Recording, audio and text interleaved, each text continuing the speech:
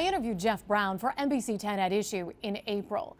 A super PAC and nonprofit supporting Brown had been sued by the city's ethics board, and we talked about that and also what Brown says he would do to address some of the city's biggest challenges. So let's start talking about the violence that the city is facing, particularly when it comes to young people. We have just, again, seen a teenager shot, this time outside a rec center. What are the first things that you would do as mayor to address violence when it comes to young people? Well, we have to fully fund our rec centers, libraries. You know, they have to be open with librarians, the pools. Well, this happened at a rec center while it was open. You still need to fund them because we need to have organized activities. We have 4 kids, and my wife Sandy and I, and our goal raising them, keep them busy all the time. Idle minds get into trouble, and I think the shooter wasn't in the rec center, and maybe he should have been, or she. You know what I'm saying? Keep them busy. That's the first thing. And the second thing is... But this rec center was open, so how would that have stopped the shooting? The person who was the shooter wasn't in the rec center. How do you get them to then take up activities in a rec center? Because I think our K through 12 education has really diminished career and technical. And some people like to work with their hands. They're not as academically oriented. And we needed to interest that person in their future. And we haven't done that. We have really not funded these kinds of things like we should. And you have to captivate a young person's interest and think about a future and think about how they're going to make a living.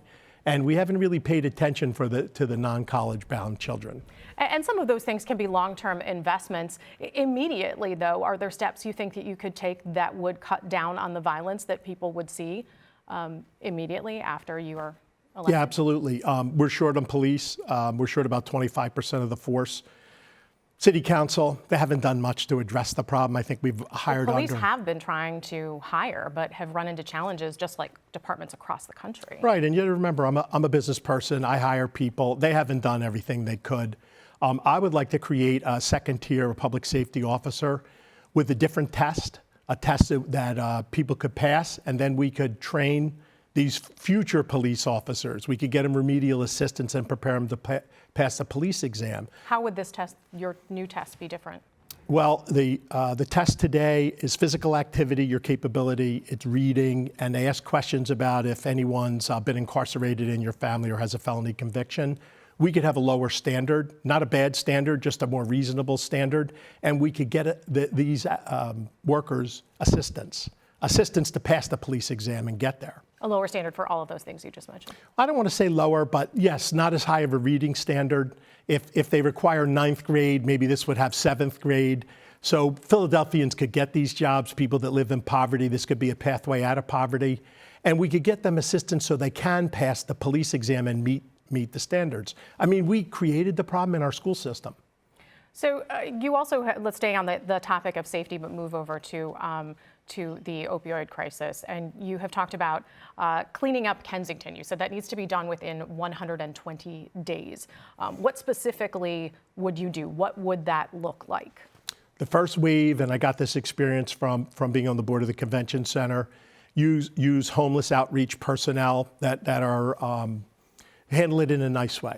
Talk to them and say, look, policy is changing. You can't stay here anymore. We want to help you find supportive housing and treatment. What will it take to get you in there? But at the end of the day, for the people that won't cooperate, they just can't shoot up on the side of the street. The drug dealers just can't openly sell drugs. It's against the law. And we need to prosecute them and use the drug court.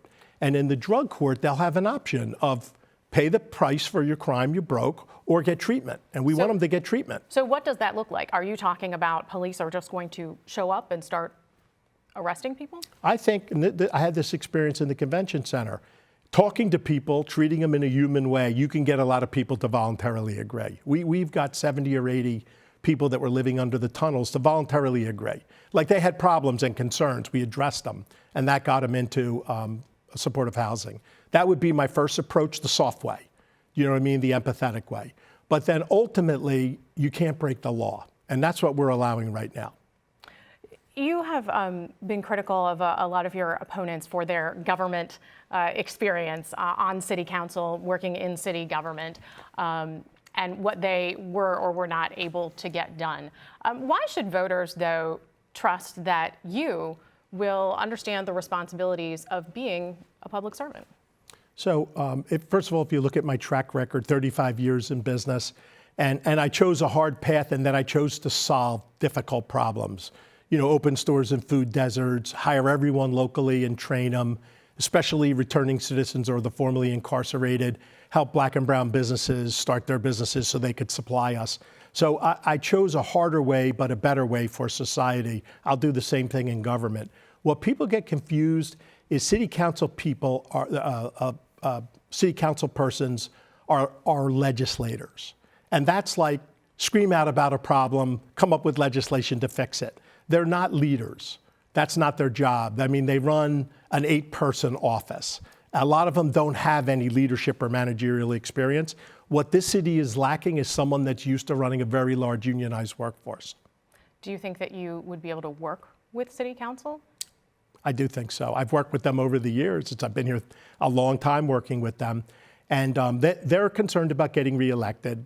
And they're very good politicians. They're very careful about what they say, but they haven't really got a lot done. And it really is the mayor's job to lead progress.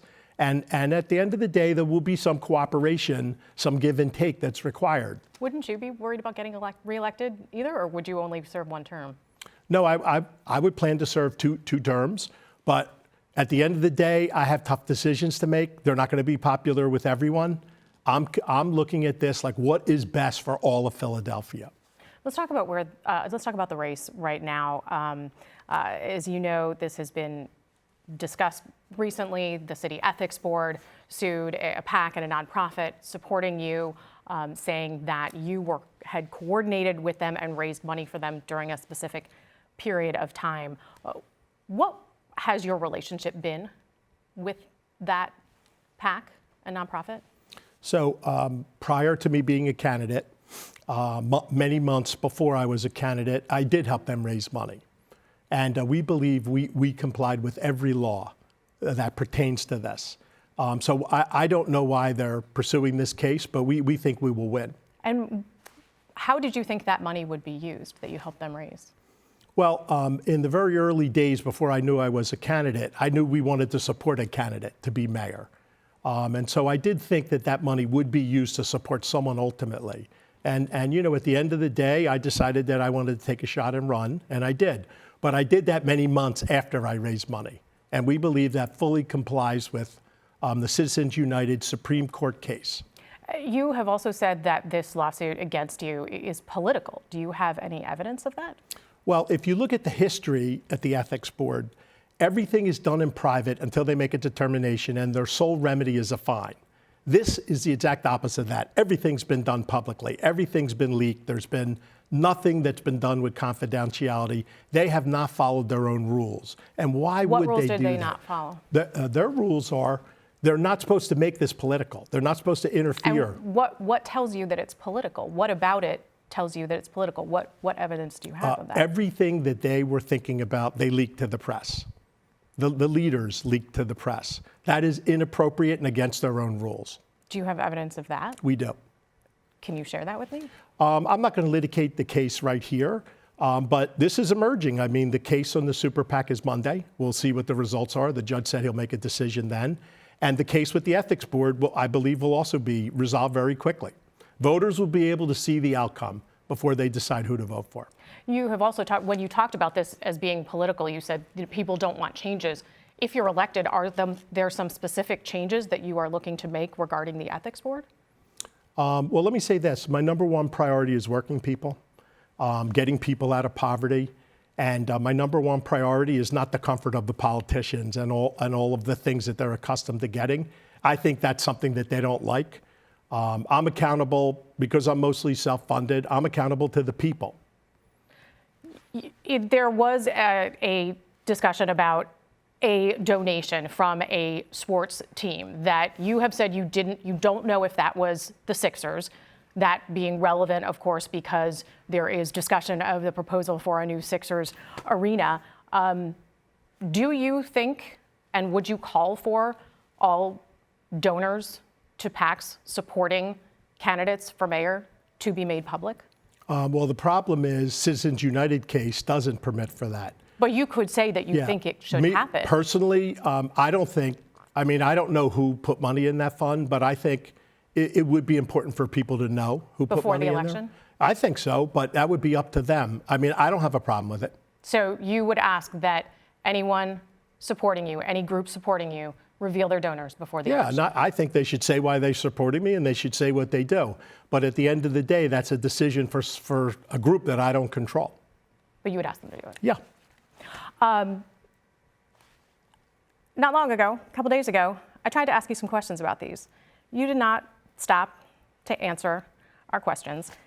If you are elected, there's not just going to be me, there's going to be other reporters showing up at events, asking questions about what's going on in the city. Can you handle that? Yes. But the reporters, they want what they want when they want, and they can't always get that. But I will always answer their questions. But we have packed schedules and lots to do. And so I think you have to be cognizant of that as well. You're entitled to the answers, but not necessarily at the moment you think of the question.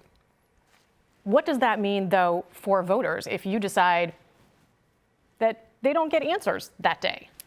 Well, what I find in the news is that, of course, everyone wants to know what's going on, and I understand that. I want to know what's going on, too. The questions start getting asked before we even know what's going on. And so sometimes it requires some degree of patience, an hour or two, so we can figure out what's going on. And will that be your tactic, though, to walk away, or will you actually it depends tell people if I what know. You know at the time? Depends if I know. If I know, I'm glad to talk about it. If I don't know, I got to find out. And you then knew we'll at talk. the time that day? Yeah, I had already answered all the questions you were asking. You wanted it for your network. Not everybody watches the same network. That's true. And that would be the case if you were mayor as well. That's true. I plan to be a transparent mayor. I think I've been a very transparent business person. I will make my best effort to be transparent with the media and the citizens, more than what you've seen in the past. I still might have to turn you down sometimes in the moment, depending on schedules. Just tell us on camera. Let me give you an opportunity also to answer to another controversy that came up during your campaign when you were caught on video having a conversation with someone talking about insiders and outsiders and saying that if people knew what the insiders were doing, they would lynch them. You apologized for that language, but is that how you talk when no one's recording you, listening? Not usually. I think it was a very inappropriate choice of a word. And I'm not a politician, I'm a grocer. And so, I'm going through an adjustment period of adjusting my language and listening and learning. And I could be better at that, and I'm working on that. But one thing I could tell you, I'm very good at getting things done. And I would say that a lot of the other people running, they speak very, very carefully. Sometimes I can't even tell what they're saying, and they're not very good at getting things done. We have just learned that there will be a public poll in this race that'll come out in about a week. I know you've done some internal polling. How do you feel about a public poll coming out to show where people stand? I think it's good. It's good to see polls. They're not perfectly accurate all the time. I think it's a very tight race. People have said that I'm in the lead, but I think it's more accurate to say that there are a lot of candidates in a close range. And so it's really not clear that there's a leader per se. And have your internal polls showed changes in the past few weeks? We don't have an internal poll. Right. That's no, yeah. Okay, all right. How are you going to spend the last few weeks of the race? With the voters. We have a packed schedule, 7 days a week, about 17 hours a day. I'm going to be in all the neighborhoods of Philadelphia. Of course, we have more debates that we're going to spend some time on that. And I plan to spend a lot of time with the people of Philadelphia. They ultimately make the decisions, not the politicians. Jeff, appreciate your time. Thank you. Thank you. You can hear from more of the candidates and see more of our coverage on NBC10.com.